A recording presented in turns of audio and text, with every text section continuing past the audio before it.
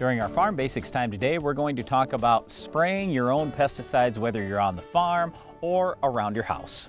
Well, let's talk about around the house, Brian. I get so many questions, and I think almost every farmer does. If you go to church or if you go to school or you go wherever, you run into people that you know that say, hey, you're a farmer.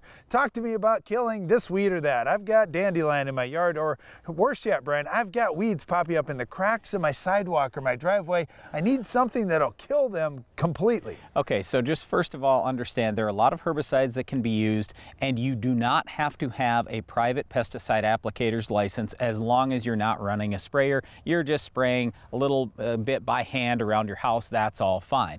The most commonly used product around the house is 2,4-D. Now 2,4-D is relatively safe to humans, but still you want to use personal protective equipment and be careful not to get it on you or your pets or anything else until it's at least dried on that grass or lawn or whatever it is. Well, and 2,4-D is one of those products, Brian, that's older than you and I. So that's wonderful. It's been out for a long, long time. So everybody knows about this.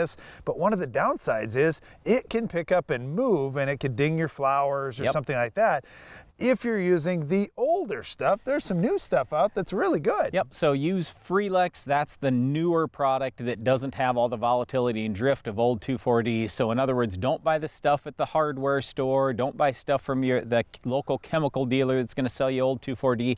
Buy Freelix. That's the only product you should be spraying for a 2,4-D around your house. Well, speak about the hardware store, Brian. We've gotten a lot of questions already with Bayer saying they're going to pull the registration for home use of Roundup. Yep. That's got a lot of people nervous. Yep.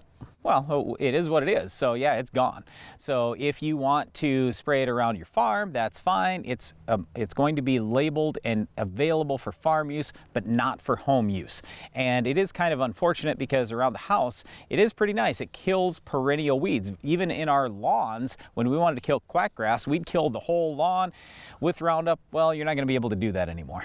Yeah, that's unfortunate. There are other products, as Brian has already mentioned, like the 2,4-D that you could use to control broadleaf weeds, but killing those grass weeds, 2,4-D is not very good at killing the grass, so you got to pick something else. Yep, so anyway, with pesticides, the other thing that I would throw out here is disposal of old jugs. So if you are spraying any pesticide, I don't care if we're talking farm, home, whatever use it is, what you are supposed to do is triple rinse the plastic jug and then recycle that jug. And as long as you've triple rinsed it, then you've got the pesticide residue out of there for the most part, and then it should be safe to recycle. Well, there are certainly some pesticides you could spray yourself, and you may be targeting our Weed of the Week with those applications. We'll show you what will work best coming up later in the show.